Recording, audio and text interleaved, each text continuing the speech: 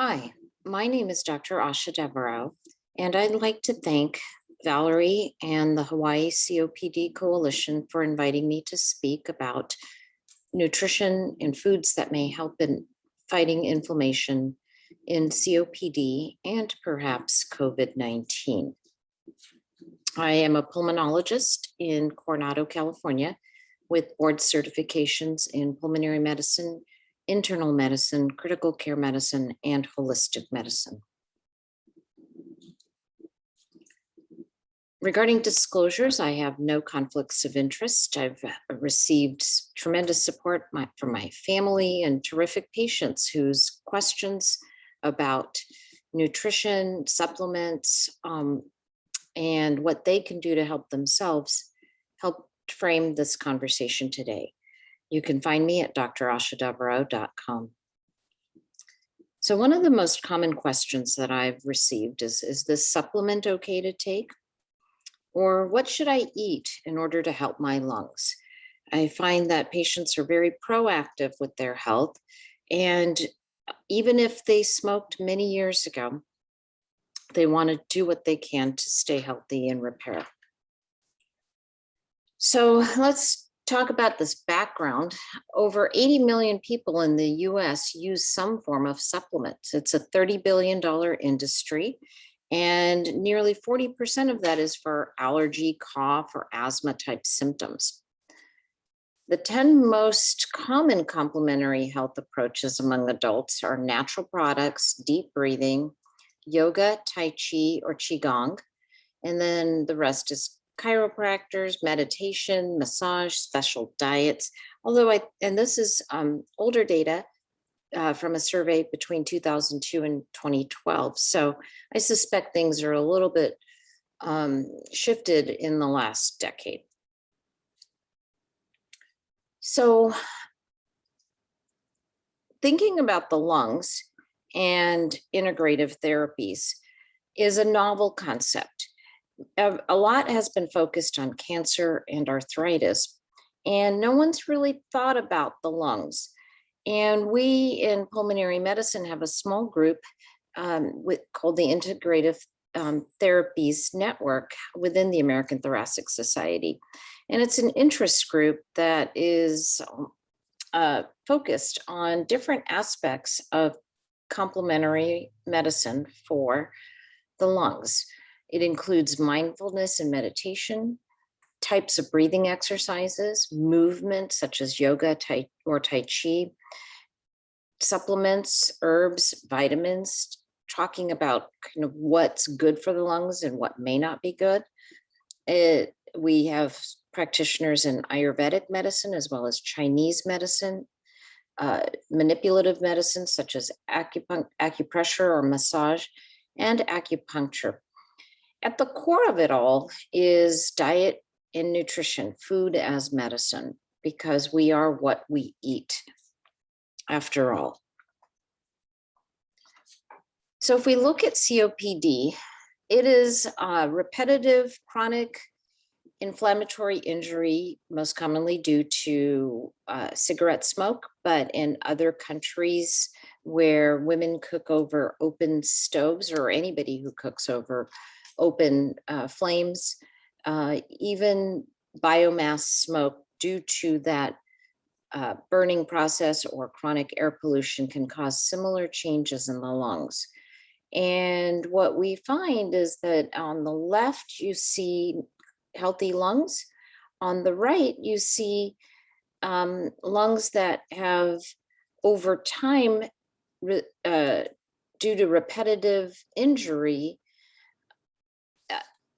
have lost their elasticity, and that repetitive injury results because of an inflammatory process where our macrophages are trying to kind of engulf these particles, whether it's smoke or ash or other pollutants, and trying to engulf them and get them out of our system. Over time, that process gets overwhelmed, and it elaborates inflammatory mediators, one of which is called nuclear factor kappa beta, which we'll discuss a little bit more. as a result of all of these destructive forces, we lose the elasticity in our lungs that I had mentioned before, and that can lead to diaphragmatic flattening, air trapping, and actually CO2 retention. And that results in COPD patients feeling short of breath.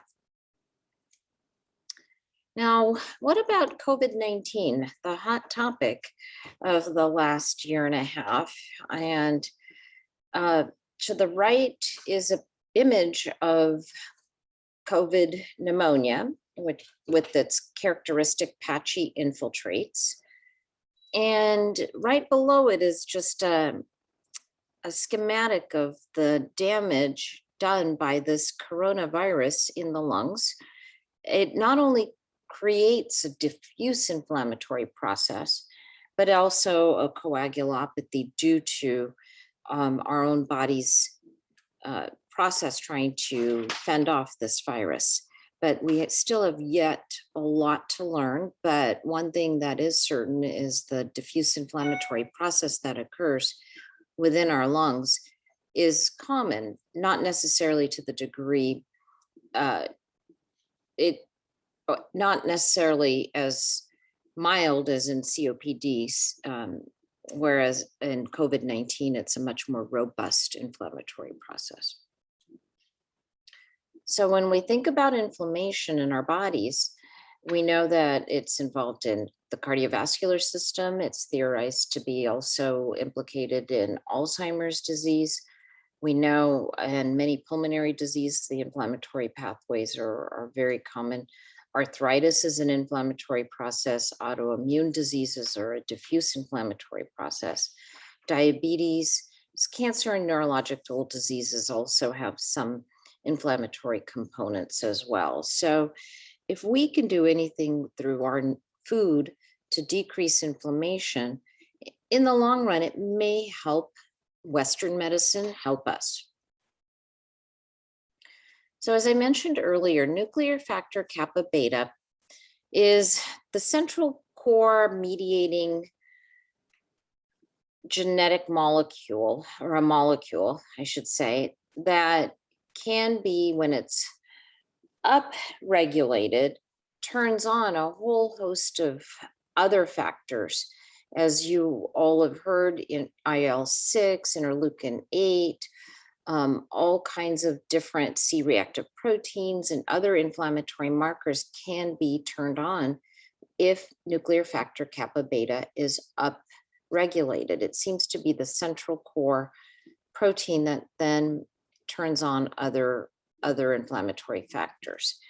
And many nutritional supplements or foods in ancient Chinese or Ayurvedic medicine tend to have a suppressive factor on nuclear factor kappa beta, which is something that I'd like to pursue a little further when we discuss turmeric. So when we look at the lungs, I talked about the pathophysiology of COPD and how smoke can damage the lungs. But now, what are some foods that we can eat to help us? This is a great infographic that I helped create with the TAP Integrative Therapies Agency.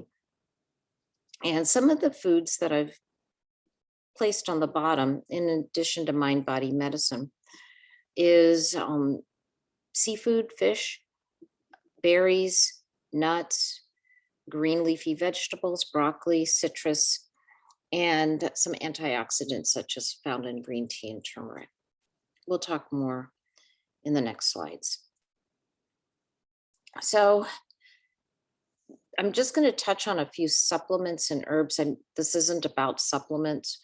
There are many people who will go to a grocery store and you'll see tons of different herbs or supplements for any symptom you have. And look, you can find one for nausea from tobacco withdrawal. Anything can be labeled. There's very little regulation. I would hesitate on any beta carotene supplements, especially in COPD. It has been linked with fueling lung cancer. N-acetylcysteine is now a little bit more controversial in the pulmonary literature, especially if anybody has interstitial lung disease. So for now, I would stay away from those. Probiotics are a healthy thing to use. We don't have enough data on its impact on the lungs, but we do know that in cystic fibrosis, it's been shown to be useful. Ginger, curcumin, peppercorns, turmeric, basil, garlic are all foods and nutrients that I would recommend you actually consume instead of use as a supplement.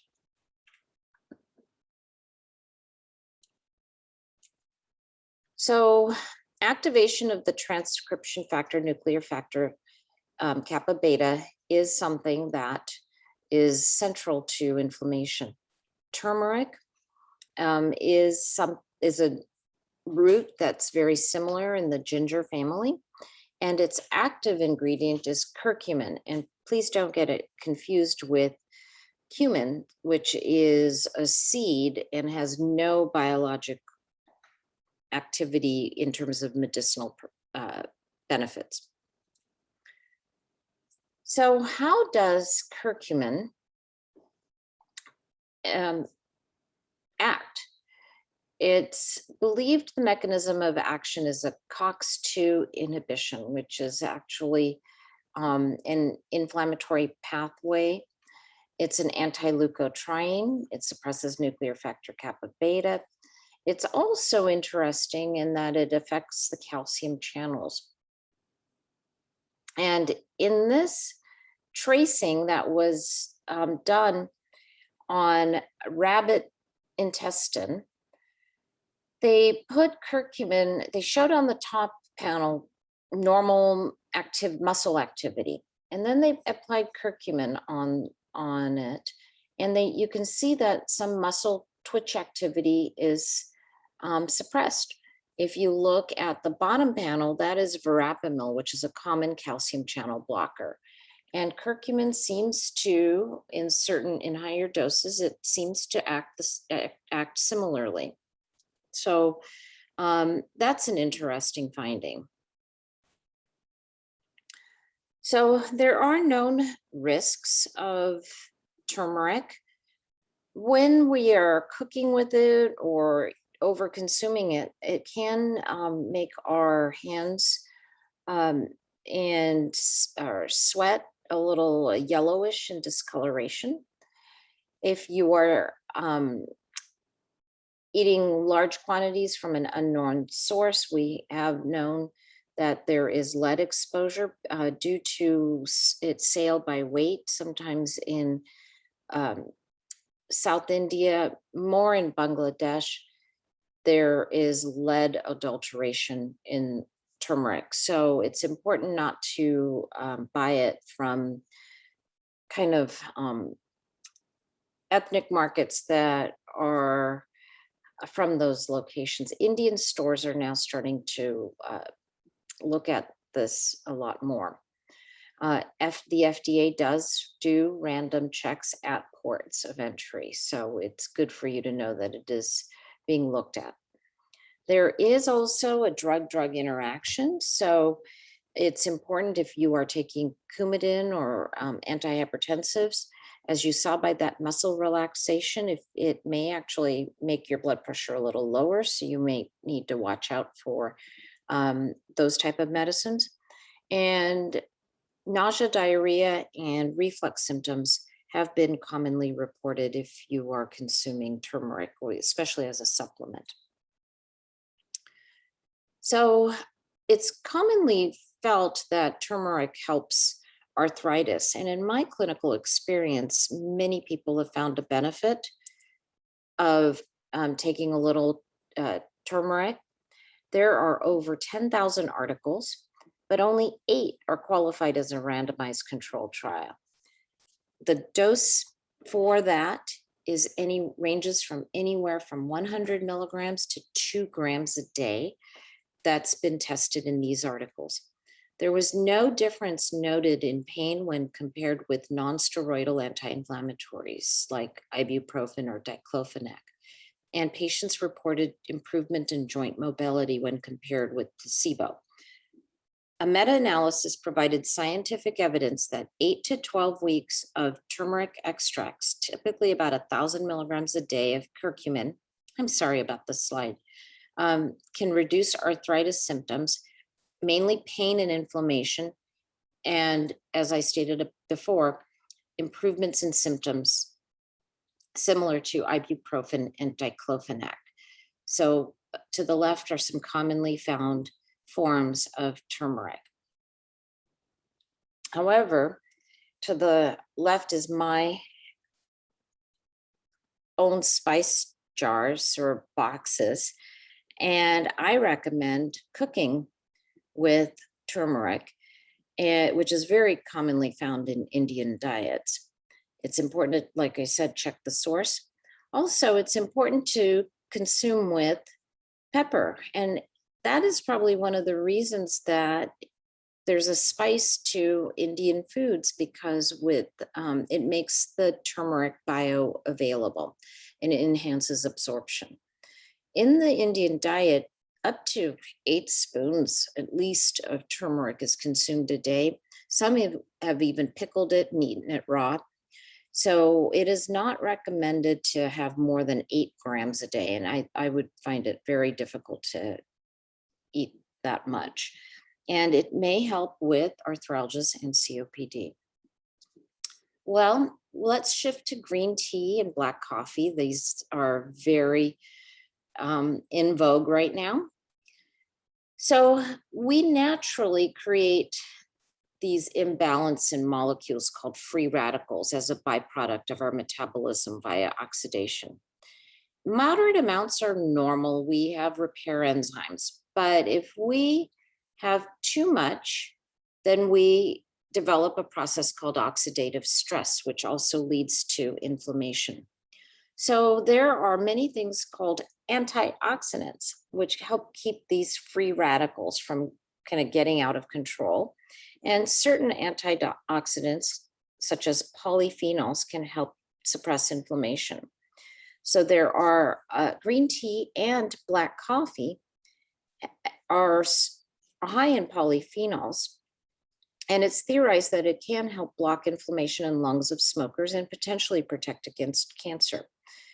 Actually, studies are now stronger on black coffee's effect as an anti-inflammatory, and may actually help the mind and benefit the heart as well. However, there's a catch to the polyphenols in black coffee as well as green tea. If you put milk or sugar or other substances in your tea or coffee, you inactivate these polyphenols. So it's better to consume them as boiled or as naturally as possible. Another topic that is a strong antioxidant and is lycopene. And I know that there's been some controversy on this. However, the studies that I've seen do lend more support that smokers who tended to use lycopene as a supplement tended to have decrease in inflammatory markers. There's very few studies on this topic. However, there hasn't been any downsides except for it is a fat soluble substance. Therefore, taking it as a supplement would be not advised. And maybe that's where some of the controversial studies occur. But in a small study in asthmatics who drank tomato juice or were taking tomato extract for a week, noticed improvement in asthma symptoms and lung function. And so these authors had suggested lycopene may have been behind that improvement. If you are going to consume lycopene in the forms of fruits and vegetables, fresh tomatoes are the highest in antioxidants than canned. And it's important to, since it is a fat soluble substance, it would be better to combine it with something like avocado or another fat to increase the bioavailability in your system. Another great source of polyphenols are berries. Vegetables are our most healthiest source of vitamins and antioxidants, but some fruits, such as the reds and purples, are very, very high in antioxidants and polyphenols. The reddish hues, the reddish color, like a pomegranate and blueberries and raspberries, comes from the polyphenols. And it's important to note that it's as close to natural sources as you can get. So the sun-ripened fruit, if you can pick your berries, is probably the best way to preserve the polyphenol content. So for example, putting tomatoes in refrigerators will reduce the polyphenols. Let's switch to some of the greens. Broccoli is something that I strongly suggest all my pulmonary disease patients consume at least 3 servings a week. Research suggests that sulforaphane, which is a chemical found in broccoli and other cruciferous vegetables, could be anti-inflammatory for people with COPD. So another benefit is that a cup of broccoli contains about over 100% of vitamin C, which is more than you'd get from eating an orange. The important additional aspect that broccoli has is inositol, which is associated with anti-cancer properties. Leafy greens, a study found that of 4,400 Dutch adults found that lutein is an antioxidant found in the leafy greens and could improve lung function in smokers, but it didn't have that same effect in non-smokers. So, and the benefits are from anti-inflammatory effects, but I don't see any downside from eating green leafy vegetables. Let's switch gears to seafood and fish. They're as a source of omega-3s. There are 3 main omega-3s, EPA, DHA, and ALA. EPA and DHA are the primary omega-3s that help with inflammation and can be found in fatty fish and supplements. I recommend eating the seafood rather than fish oils, pills, because at the rate that we would need to consume the fish oils, we would deplete our oceans of fish.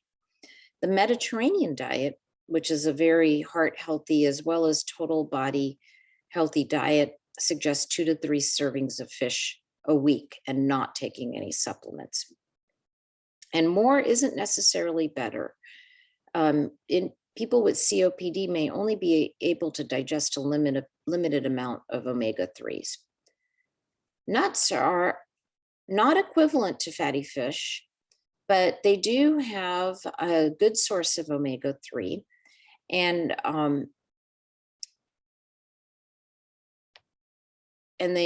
walnuts would be the best source for our ALA. So EPA, DHA are in fish, and then nuts can provide our ALA. What about citrus? Loading up on vitamin C can definitely help our immune system and is particularly important for people with COPD. A meta-analysis in scientific reports found that for every 100 milligrams of vitamin C consumed each day, cancer risk was reduced by 7%. And while the antioxidant can protect against lung inflammation in smokers, it doesn't stop the harms of cigarettes in terms of COPD or cancer overall, but it is still something that we are looking at. So if you are a smoker, vitamin C supplements may mitigate some of the damage, but the cigarettes are a little stronger. Bell peppers are another great source of vitamin C. All varieties have significant amounts of antioxidants, but the yellows offer the most. And more than 5 times your daily vitamin C needs are provided by a single large pepper. Vitamin D.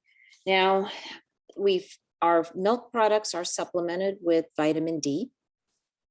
It is known that low vitamin D levels may contribute to inflammation or reduce our immune capabilities in fighting infections such as influenza and COVID-19. We also know that asthma exacerbations, allergy, eczema, cystic fibrosis are all impacted by low vitamin D levels. And here is just a schematic of where the different studies are done that are